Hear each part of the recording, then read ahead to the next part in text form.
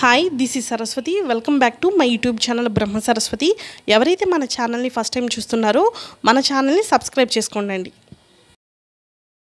AP POLYCET 2024 web options ఎలా పెట్టుకోవాలో step by step procedure చూద్దామండి. First of all web options పెట్టుకోవడానికి మీకు కావాల్సిన డాక్యుమెంట్స్ వచ్చేవాడికి ఐసీఆర్ ఫామ్ కంపల్సరీ అండి. అంతేకాకుండా సర్టిఫికేట్ వెరిఫికేషన్ అప్పుడు మీరు ఏదైతే మొబైల్ నెంబర్ ఇచ్చారో ఆ మొబైల్ నెంబర్కి ఒక లాగిన్ ఐడి అని చెప్పి ఒక మెసేజ్ వస్తుందండి. ఈ మెసేజ్ కూడా కంపల్సరీ ఉండాలి మీ దగ్గర. ఇప్పుడు ఆప్షన్స్ పెట్టుకోవడానికి ఫస్ట్ స్టెప్ వచ్చేపాటికి డిస్ప్లే మీద మనకి జనరేట్ పాస్వర్డ్ అని కనిపిస్తుంది చూడండి, దాని మీద క్లిక్ చేయాలి. జనరేట్ పాస్వర్డ్ మీద క్లిక్ చేస్తే మనకి ఈ పేజ్ ఓపెన్ అవుతుందండి. ఈ పేజ్లో మీరు ఐసీఎం ఫామ్ మీద ఏదైతే నెంబర్ ఉంటుందో ఐసీఆర్ ఫామ్ నెంబర్ ఎంటర్ చేయాలి. అలాగే AP POLYCET hall ticket number enter చేయాలి, ర్యాంక్ నెంబర్ ఎంటర్ చేయాలి అండ్ డేట్ బర్త్ అనేది ఎంటర్ చేయాలి. ఎంటర్ చేసి ఏదైతే ఈ క్యాప్చా ఉందో అది ఎంటర్ చేసిన తర్వాత జనరేట్ పాస్వర్డ్ అని కింద గ్రీన్ కలర్లో కనిపిస్తుందండి.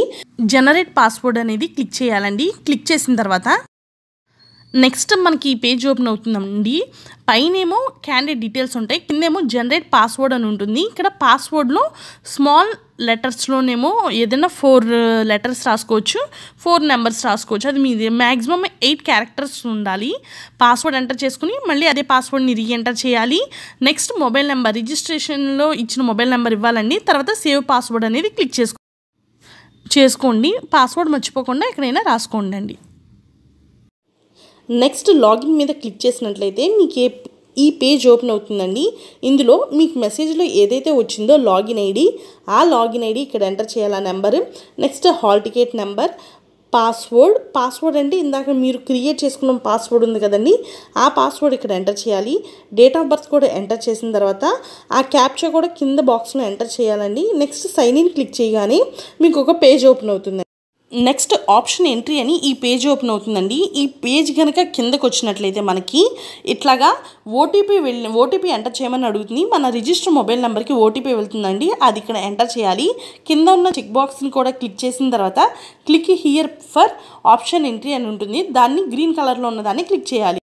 నెక్స్ట్ మనకి ఈ పేజ్ ఓపెన్ అవుతుందండి. ఈ పేజ్లో మీరు ఏ డిస్ట్రిక్ట్లో ఆప్షన్స్ పెట్టుకుందాం అనుకుంటే ఆ డిస్ట్రిక్ట్ బాక్స్ దగ్గర క్లిక్ చేసి కింద గ్రీన్ బటన్ని క్లిక్ చేయాలి.